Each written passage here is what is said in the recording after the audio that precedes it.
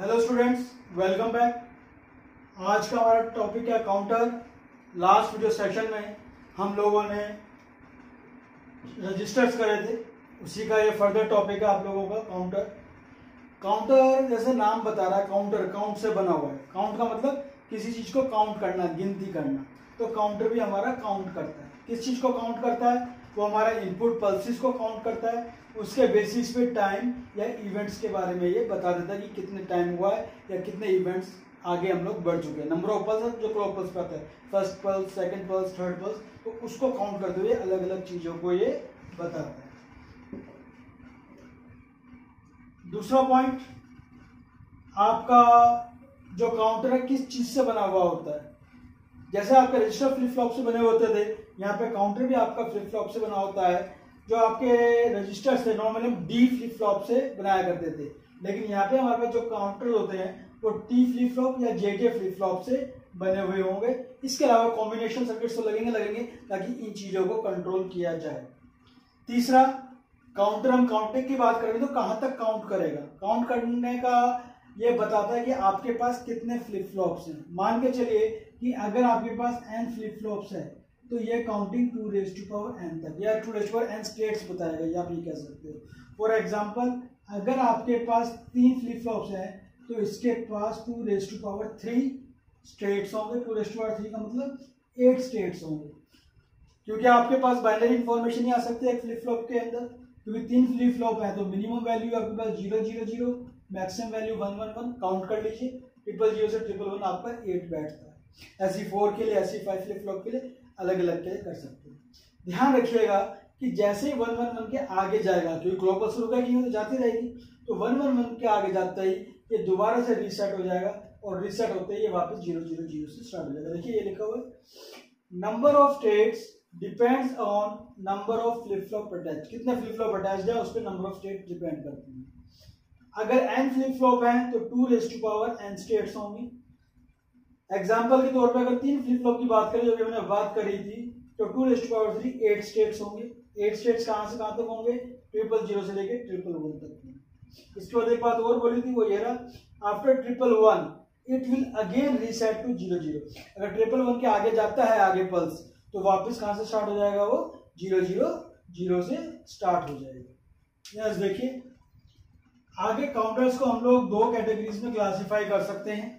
पहला synchronous counter, दूसरा asynchronous counter. Synchronous counter क्या होता है? देखिए दोनों के अंदर हमारे पास क्लॉक पल्स काम करेगी, चाहे सिंक्रोनस हो चाहे असिंक्रोनस हो। लेकिन क्लॉक पल्स का काम करना दोनों में तरीका जो है वो अलग अलग है, जिसके बेसिस पे हम लोग इसको डिफाइन करते हैं कि ये सिंक्रोनस है कि ये असिंक्रोनस है। फॉर एग्जाम्पल, सिंक्रोनस के अंदर हम कहते हैं कि जितने भी हमारे पास फ्लिप फ्लॉप होगा, क्लॉक पल्स हर एक के पास अलग से जाएगी। अगर आप डायग्राम में देखो तो मेरे पास 3 फ्लिप फ्लॉप है, FF0, FF1, FF2। अब जो क्लॉक पल्स है पहले के पास भी जा रही है, दूसरे के पास भी जा रही है, तीसरे के पास भी जा रही है। कहने का मतलब तीनों एक साथ ही काम करेंगे और तीनों एक साथ ही काम नहीं करेंगे, क्योंकि जब भी क्लॉक पल्स आएगी तभी काम करेंगे और तीनों के पास क्लॉक पल्स एक बारी में एक साथ पहुंचेगा। देखिए क्या लिखा है, in this clock pulse is connected to each flip flop individually. Clock pulse हर एक के साथ इंडिविजुअली अटैच होगा। अगला जाइए असिंक्रोनस काउंटर। असिंक्रोनस काउंटर में हम क्या करते हैं कि जो क्लॉक पल्स है वो सिर्फ हम पहले फ्लिप फ्लॉप को देते हैं, बाद के फ्लिप फ्लॉप को नहीं देते हैं। लेकिन आप कहोगे बाद के फ्लिप फ्लॉप कैसे काम करेंगे? बाद के फ्लिप फ्लॉप डिपेंड करते हैं प्रीवियस फ्लिप फ्लॉप के आउटपुट के ऊपर। प्रीवियस फ्लिप फ्लॉप का आउटपुट जो है उनके लिए क्लॉक पल्स का काम करता है। देखो कैसे, यहाँ पे मेरे पास 3 फ्लिप फ्लॉप्स हैं, FF0, FF1, FF2। अब यहाँ पे आप देखिए कि क्लॉक पल्स पहले को मैंने दिया हुआ, इसका आउटपुट क्या है? Q0। ये इस FF1 के लिए आपका क्लॉक पल्स बना हुआ है। ऐसे ही Q1 आपका FF1 का आउटपुट है, लेकिन वो FF2 के लिए क्लॉक पल्स बना हुआ है। तो कहने का मतलब है कि जो इसका आउटपुट होगा वही अगले के लिए क्लॉक पल्स का काम करेगा। देखो क्या लिखा हुआ है, in this clock pulse is given as input of first flip flop. पहले फ्लिप फ्लॉप को दिया जाएगा and output of the first flip flop, पहले वाले का आउटपुट जो है is fed as the clock input of the second flip flop. दूसरे फ्लिप फ्लॉप के लिए एज एन इनपुट काम करेगा, क्लॉक पल्स काम करेगा, और इसी तरीके से ये आगे चलता हुआ चला जाएगा। देखिए नेक्स्ट हमारे पास अभी हम लोग असिंक्रोनस की डेफिनेशन लिखी थी। असिंक्रोनस को हम लोग कई बार रिपल काउंटर भी बोल देते हैं। अब इसके अंदर हम लोग एक काउंटर देखते हैं कैसे बनता है कैसे नहीं बनता। एन बिट काउंटर बना सकते हैं। एन बिट का मतलब कितने फ्लिप फ्लॉप्स हैं उसके ऊपर डिपेंड करता है। तो फिलहाल हम लोग यहाँ पे एक 3 बिट काउंटर बनाने की कोशिश करते हैं। 3 बिट काउंटर जैसे हम लोगों ने अभी बात करी थी कि हम लोग काउंटर्स के अंदर टी फ्लिप फ्लॉप या जेके फ्लिप फ्लॉप यूज करते हैं, तो इन काउंटर्स के अंदर हम लोग जेके फ्लिप फ्लॉप्स का यूज कर रहे हैं। इधर आप देखेंगे तो आपके पास यहाँ पर 3 फ्लिप फ्लॉप्स हैं, FF0, FF1, FF2। इनपुट में देखेंगे तो J0 K0, J1 K1, J2 K2, इसका मतलब तीनों के तीनों आपके जेके फ्लिप फ्लॉप्स हैं।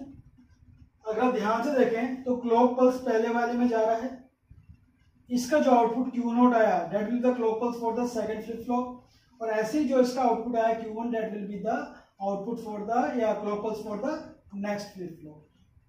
इसके अंदर हमने एक चीज करी है कि हमने J और K के अंदर सेम इनपुट डाला है। क्या इनपुट डाला है? 1, हमेशा 1 1 डाला हुआ है। इसका एक रीजनिंग है। अगर आपको जेके फ्लिप फ्लॉप याद हो तो जेके फ्लिप फ्लॉप के अंदर जब आपका दोनों इनपुट 1 होता था तो आउटपुट जो आता था वो आपका हमेशा कॉम्प्लीमेंट आता था।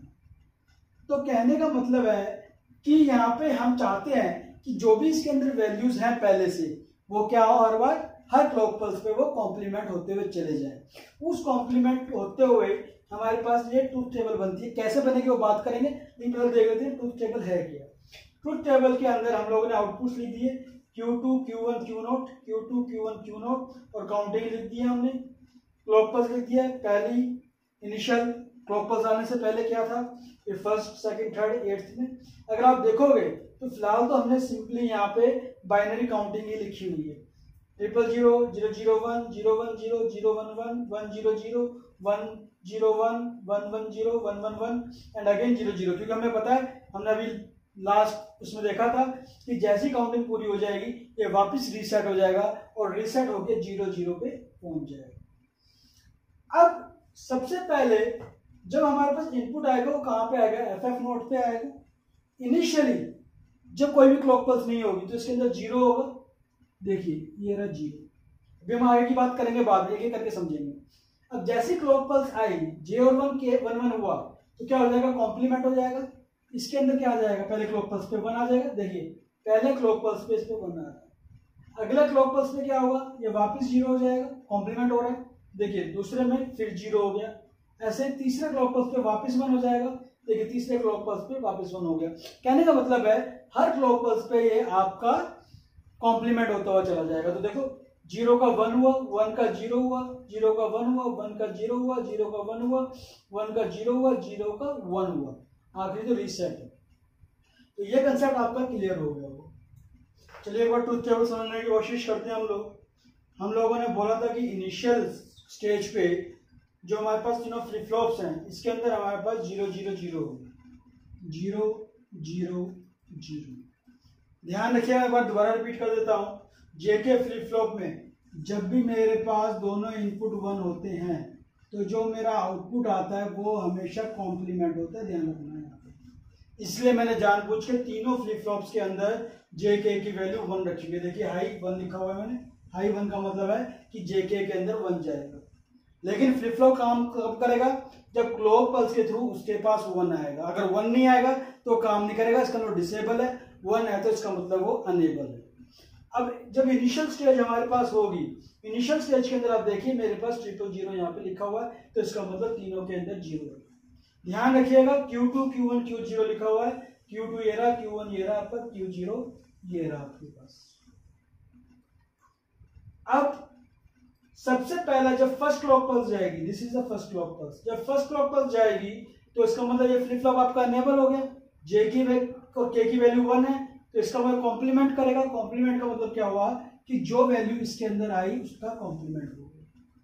इसके अंदर क्या था, फिलहाल 0 0 आगे जाएगा, 0 का आगे जाएगा मतलब है कि आगे का सर्किट पूरा का पूरा डिसेबल है, क्योंकि आगे कुछ काम ही नहीं करेगा। 0 जाएगा तो वो डिसेबल रहेगा आपका। तो अगर आप देखें फर्स्ट पे तो आपके पास क्या आ रहा है, 0 0 1। देखिए 0 0 1, अब जब आपकी सेकंड क्लॉक पल्स यहां से आती है, ये रही आपकी सेकंड क्लॉक पल्स, तो वो क्या करेगा, इसके अंदर 1 है, इस 1 को क्या कर देगा 0। लेकिन जो इसके अंदर का 1 है वो कहां गया, वो आपका यहां पर आ गया। इसका मतलब क्या हुआ, सेकंड फ्लिप फ्लॉप अनेबल हो गया। सेकंड फ्लिप फ्लॉप अनेबल हो गया और जेके की वैल्यू 1 है, तो इसके अंदर भी कॉम्प्लीमेंट करेगा, कॉम्प्लीमेंट करेगा, तो इसका मतलब ये क्या हो जाएगा आपका 1 हो जाएगा। लेकिन इसके अंदर 0 था, तो इसने अभी भी आगे के पार्ट को डिसेबल किया हुआ है। तो अब आप देखिए सेकंड में क्या हो गया आपका 0 1 0, यहां देखिए 0 1 0। अब जब थर्ड क्लॉक पल्स आएगी, थर्ड क्लॉक पल्स आके इस 0 को वापस 1 बना देगी। ये 1 इसके पहले क्या था 0 था, ये 0 कहां जाएगा, यहां जाएगा। 0 यहां गया, इसका मतलब क्या हो गया, आगे का पार्ट डिसेबल हो गया, कोई भी काम नहीं होगा। और थर्ड क्लॉक पल्स में देखिए क्या आ रहा है आपके पास 0 1 1। देखिए थर्ड क्लॉक पल्स पे 0 1 1। अब ऐसे ये फोर्थ क्लॉक पल्स आएगी तो ये 1 हो जाएगा 0, जो 1 था वो चला गया यहां पर, और जब ये 1 यहां गया तो इसने इस 1 को क्या किया, क्योंकि अब अनेबल हो गया 0 बना देगा। लेकिन ये 1 कहां गया, ये 1 आपका यहां पहुंच गया, और जब ये 1 यहां पहुंच जाएगा तो क्या करेगा, इस 0 को वापस 1 बना देगा। तो चौथे क्लॉक पल्स पे क्या हुआ आपके पास 1 0 0 1 0 0। एक चीज ध्यान रखिएगा कि अगर मेरे बोलने में थोड़ी आपको कंफ्यूजन महसूस हो रही है तो बार बार रिपीट करके देखो, आपको समझ में आ जाएगी वो चीज। अब जब हम फिफ्थ क्लॉक पल्स की बात करेंगे तो फिफ्थ क्लॉक पल्स यहां गया, 0 था 1 हो जाएगा। लेकिन जो 0 कहां जाएगा, यहां जाएगा। जैसे 0 यहां पहुंचा, जहां 0 पहुंचता है उसके आगे के फ्लिप फ्लॉप डिसेबल हो जाते हैं। इसका मतलब आगे और कोई भी काम नहीं होने वाला। तो फिफ्थ क्लॉक पल्स पे देखिए आपका क्या आ रहा है 1 0 1, देखिए 1 0 1। सिक्स क्लॉक पल्स की बात करें, दोबारा से क्लॉक पल्स आई इसके अंदर, इसने इस 1 को 0 कर दिया, जो यहाँ 1 था वो यहाँ पहुंच गया। इस 1 ने इसको अनेबल किया, इसको भी 1 कर दिया, और जो 0 था वो अब यहाँ पहुंच गया। इसका मतलब 0 पहुंच गया तो इसके आगे कोई भी चेंज नहीं होगा। तो सिक्स क्लॉक पल्स का आगे देखिए क्या है 1 1 0। देखिए सिक्स क्लॉक पल्स का आगे क्या लिखा है 1 1 0। अब सेवन क्लॉक पल्स की बात करते हैं। जब सेवन क्लॉक पल्स आएगा तो इसको 1 कर देगा, और ये 0 कहां पहुंच जाएगा, यहां पहुंच जाएगा। मतलब इसके आगे का पार्ट डिसेबल है, कोई भी काम नहीं होगा। तो सेवंथ क्लॉक पल्स में देखिए क्या आ रहा है 1 1 1 1 1 1। इसके जो अगली क्लॉक पल्स आएगी 8, तो वो क्या करेगा, इसको 0 कर देगा। ये 1 कहां पहुंच जाएगा, यहाँ। ये 1 क्या करेगा, इसको 0 कर देगा। लेकिन जो 1 था इससे पहले वो कहां पहुंच जाएगा, यहाँ। और ये 1 क्या करेगा, इस 1 को 0 कर देगा। तो देखो 8 क्लॉक पल्स में क्या हुआ आपका 0 0 0, ये दोबारा से रीसेट हो गया। तो आपका 8th क्लॉक पल्स में वापस से रीसेट हो जाएगा। इसको हम एक तरीके से और समझ सकते हैं, ये तो तरीका हमारे पास समझने का है ही है। इसके अलावा अगर आप ध्यान से देखें कि जब भी Q नॉट मेरा 1 से 0 में कन्वर्ट हो रहा है, मेरे पास Q1 की वैल्यू चेंज हो रही है। देखो फिर 1 से 0 में कन्वर्ट हुआ, यहाँ पे आपका चेंज हुआ, जहां जहां चेंज हो रहा है मैं वहां लगा देता हूँ। फिर आपका 1 से 0 में हुआ, ये चेंज हो गया। फिर आपका 1 से 0 में चेंज हुआ, ये चेंज हो गया। ऐसे ही जब आप Q1 को देखेंगे तो Q1 जब भी आपका 1 से 0 में चेंज होगा, Q1 अब, तो आपका Q2 के अंदर चेंज आ रहा है। ये देखिए फिर 1 0 में चेंज हुआ, यहाँ चेंज हुआ। इसको हम लोग एक डायग्रामेटिक से भी देख सकते हैं, जिससे हमारे पास ये चीज आसान हो जाएगी। वो डायग्राम मैं बना देता हूँ क्लॉक पल्स की, जिससे आप यही चीज दोबारा से समझ पाएंगे। इसके अंदर हमारे पास सबसे पहले Q0, फिर Q1, फिर Q2। Q0 का तो हमें पता है हर क्लॉक पल्स पे चेंज होना ही होना है इन्होंने, तो इसको हम हर क्लॉक पल्स पे 0 1 0 1 दिखाते हुए चले जाएंगे। अब Q1 अभी हमने कहा था कि जब भी आपका ये 1 से 0 चेंज होगा तब आपका ये चेंज होगा। अब ये आपका 1 है, ये 0 है, तो 1 से 0 यहाँ पे चेंज हो रहा है। तो Q1 अगर हम यहाँ से स्टार्ट करें तो यहाँ पे आके ये अपनी स्टेट चेंज कर लेगा। अब यहाँ देखिए दोबारा 1 से 0 चेंज हो रहा है, तो यहाँ तक ऐसे ही रहेगा, यहाँ पे आके स्टेट चेंज कर लेगा। फिर यहाँ पे 1 से 0 हो रहा है, यहाँ तक ऐसे ही रहेगा, यहाँ पे आके स्टेट चेंज कर लेगा।